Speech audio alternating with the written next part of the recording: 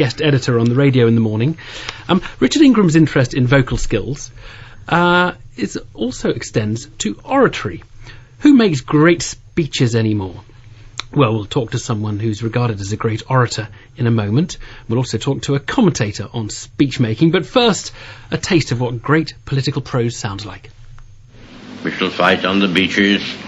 We shall fight on the landing grounds. We shall fight in the fields and in the streets. We shall fight in the hills. We shall never surrender. Because I have a dream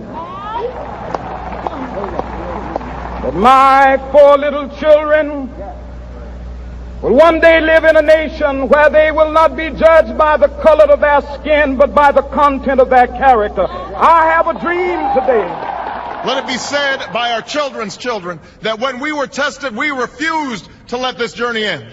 That we did not turn back, nor did we falter. And with eyes fixed on the horizon and God's grace upon us, we carried forth that great gift of freedom and delivered it safely to future generations. Thank you. God bless you. And God bless the United States of America. Well, you hardly need a New Year quiz to identify those three: Churchill, Martin Luther King and President Obama. Well, we're joined by George Galloway. Good morning, George. Good morning. You're regarded as something of a great orator. What's been your finest oratorical moment? Probably my cup final, the U.S. Senate moment. Only not because it was the best oratory, but because it was the most important, and it was the biggest audience and had the most impact. I think I've made better speeches, but it certainly did. Well, also with us is Brian MacArthur, who's editor of the Penguin Book of 20th Century Speeches. Good morning to you. Good morning. Who do you think are the greats of the 20th and 21st century? Oh, without doubt, Lloyd George, Roosevelt, Hitler, Churchill, Luther King. Well, I think you have to regard him as a great orator. A bit too shouty, wasn't he, Brian? He was a bit too shouty. Yeah, but he did... Well, he did help to change a nation, I suppose. That would be my argument for his being a good orator, a spellbinding orator. Alan Bullock, his biographer, would certainly agree with that. But let's carry on. I think JFK, Kennedy, would be another one. Yeah, Obama is... I wonder whether Obama is as good as everybody says he is, really. One or two fine moments, but since he's been president, there's been perhaps a slightly monotonous delivery sometimes. He was better on the way to the presidency than after, I think, wasn't he? Yeah. Isn't an acid test whether anyone remembers anything that the orator in question has ever said? Mr. Blair, for example, was a very polished speaker, but other than those albatrosses that are flapping round his neck, nobody can really remember a thing that he ever said, and I think Obama's in the same boat. Well, I wonder whether actually these days the soundbite isn't the more important thing, that having a very crisp, clear, memorable line, tough on the crime, tough on the causes of crime. Which was Gordon's, of course. He stole it off Gordon. Paid a pound for him every time we've heard that. Is the soundbite, if you like, the sort of the modern form of oratory, Brian MacArthur, do you think? I think so, because we all remember I have a dream, ask not what your country can do, ask not... Ich bin ein Berliner. Yeah, ich bin ein Berliner. I think Neil Kinnock was a very good orator, and he had a marvellous speech when he said, I warn you not to be young, not to be ordinary, not to be old. Yeah. And he repeated that phrase, I warn you, 14 times. And I think repetition is quite a skill. George, in that speech he mentioned to Senate, says, have a look 5 times towards the end.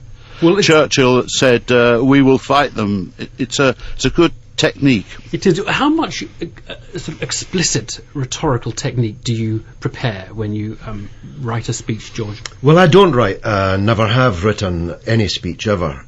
So I'm not the best person to ask. But I bet you have some rhetorical or oratorical devices. Yes. There's one called the tricolon, which is a list of 3. Apparently works better than... Yes. Lenin believed in the triptych. Peace, land and bread, 1, 2, 3. And there's something to be said for that. Brian said I used 5s, and I think that's probably right.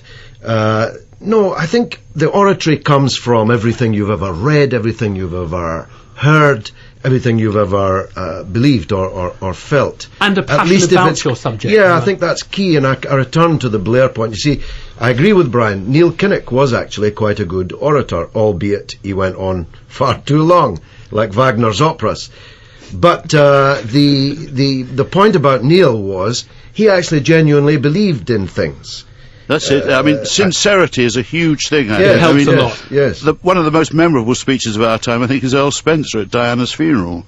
Indeed. And that seemed so much from the heart and was utterly shocking as a result. Brian MacArthur, I won't ask George Galloway this, but are the best speeches, the best orators left-wing? I pause there because you've got to think of Churchill, of course. Yeah. But usually it is the best oratory comes when you're speaking against the grain. And I suppose in the past century, more often than not, that's been on the left rather than the right. Richard Ingram's, do you think oratory is as good as it used to be? It's very depressing to see most politicians can't make a speech from memory at all. They read it out and they have their head buried in their notes, and there's no attempt at all to make a show of it.